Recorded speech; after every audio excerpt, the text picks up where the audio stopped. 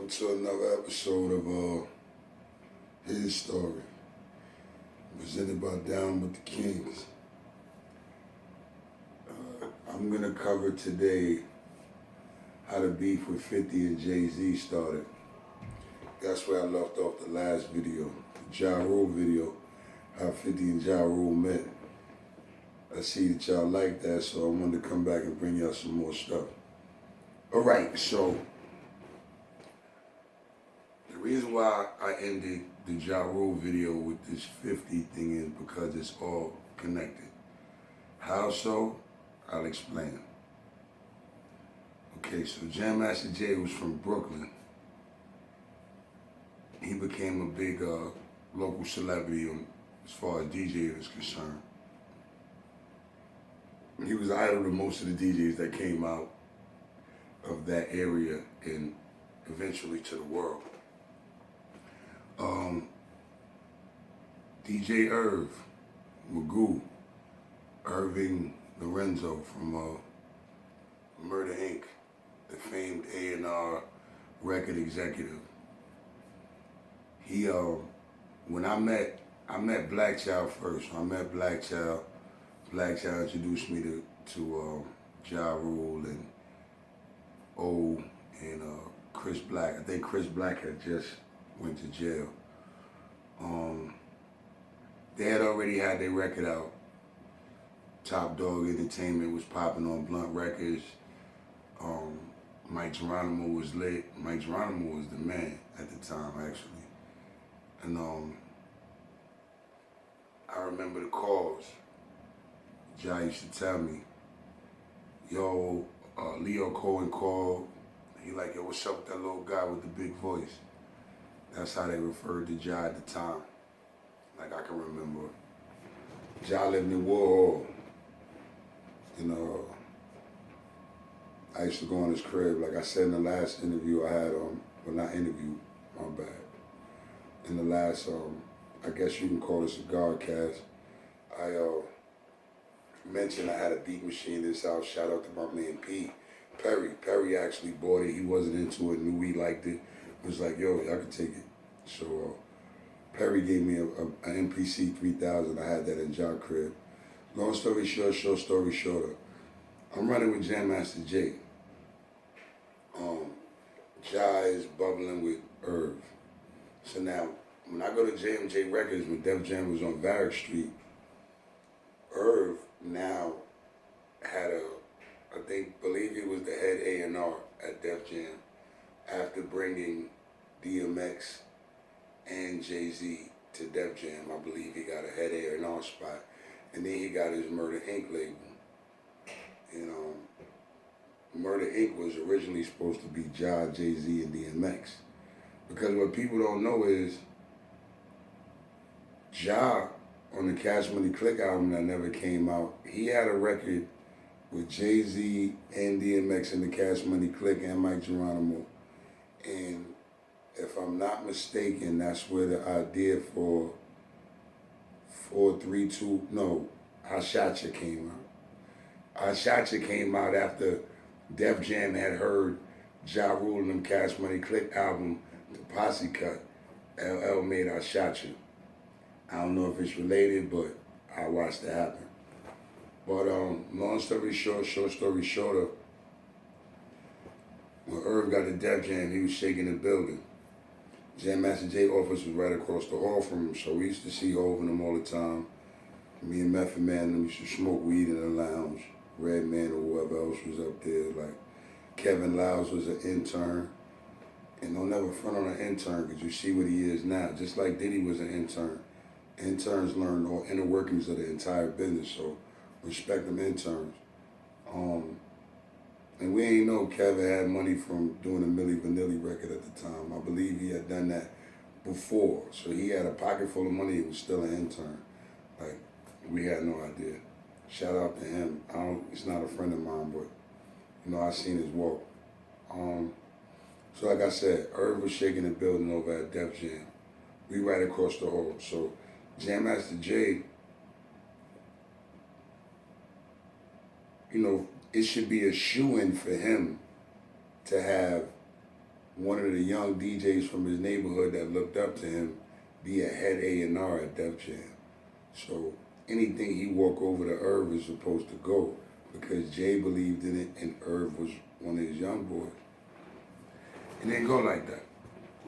Jam Master Jay, it was already established when 50 came. 50 wasn't part of the crew. He did records with us. Like I got records with 50. I'm on 50's first record, The Glow of a Thug. I'm on a couple of 50 records. One of them is actually on my page. I'm doing all this ad-libs and shit. I'm on It's a Hit on the Power of a Dollar album. My voice could be heard on the hook. But that's how I said in the last video how Ja met 50 at Jay's studio. We used to go to Jay's studio and me and Jayz used to smoke with Jay, 50 be recording. So Jay had already established that 50 was an artist that the plan was, from my understanding, 50 was gonna go with a major label. We was gonna open up for 50 because we was going independent. We didn't want to get into the matrix. So we was gonna stay independent. So 50 would go with the major label. We would work it out so that we opened up for 50 wherever he went, got a budget for the tour and all that. That was my understanding of the plan. So with that being understood, Jay was shopping 50's demo. So he gives, and this is the origin of 50 and Jay-Z's beef. This right here. Jay was shopping 50's demo and he gave it to Irv. Irv listened to it. It was like, we sound like Mace, and they wasn't fucking with it. So they said, Jay-Z's next album came out, and he had a hook on the album. Some out of rap game remind me of the crack game. The Nas sample, but 50 did it first.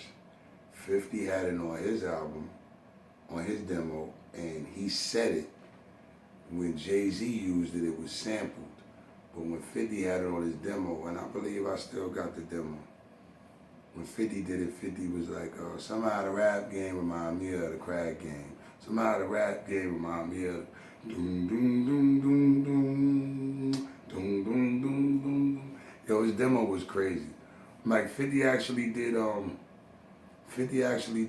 before Biggie did the Bone Thug shit, 50 had a record called Universal Soldier. 50 kinda hot nigga, told you 50 you a universal soldier. 50 kinda hot nigga, told you 50 you a universal soldier. You don't really want war? Right. You don't really want war? He did that before, New York cats was really even digging that. Dude was always dope, 50 was always dope. But so that's the origin of their beef. The fact that 50 feel like Jay-Z took his hook. Like y'all dubbed his demo, but y'all took his hook. And then it was like, for Jay, we from the same hood, you my little nigga and you don't push my shit through. So that's something else, that's between them, I ain't got nothing to do with that.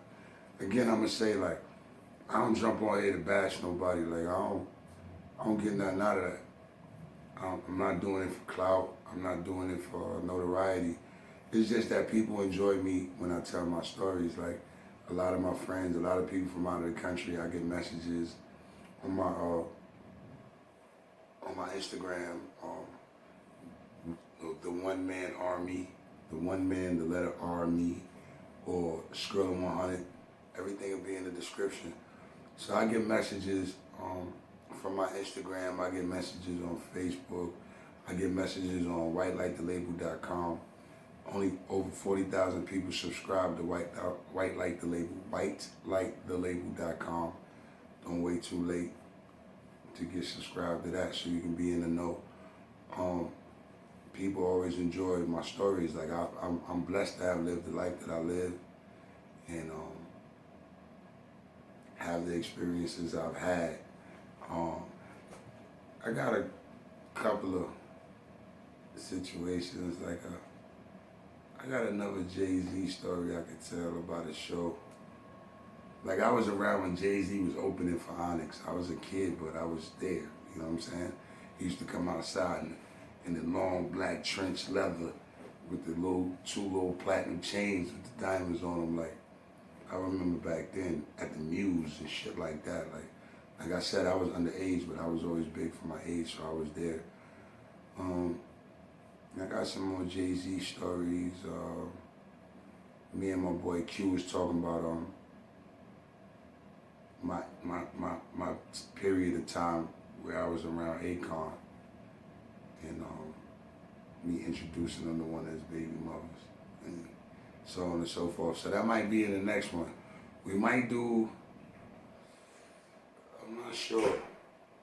We could do either my time with Akon or we could do my time with Flip Mode when they was doing the Flip Mode album. Bust around, shout out the whole crew, Split Star, Rod Dig, Lord Have Mercy, Rampage, and my close friend Baby Sham, who actually had me around that situation. And shout out to Lazy K for introducing me to Baby Sham. Like I got a decent history in hip hop, in New York hip hop. So to everyone that enjoys the stories, thank you for listening. Shout out to all the people that comment disputing my life. I appreciate the comments, keep them coming.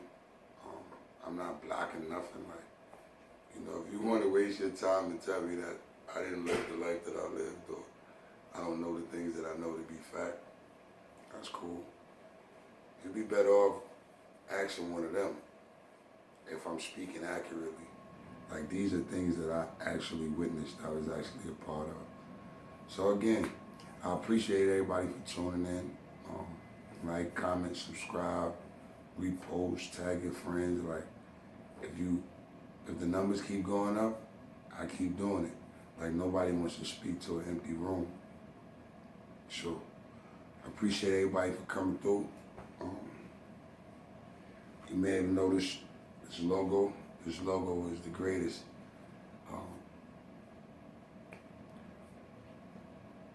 To sum it up, the greatest would be your best. So we all recognize that LL Cool J is a GOAT, the GOAT. We all recognize that Jay-Z is the GOAT.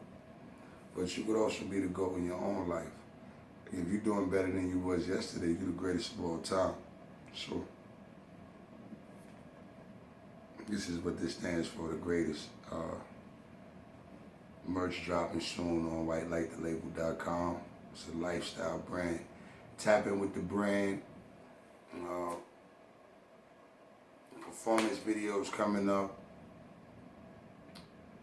And the best of Skrilla, the best of the greatest story never told is dropping right after this. So I thank you for coming through. I thank you for listening. Peace. Skrilla.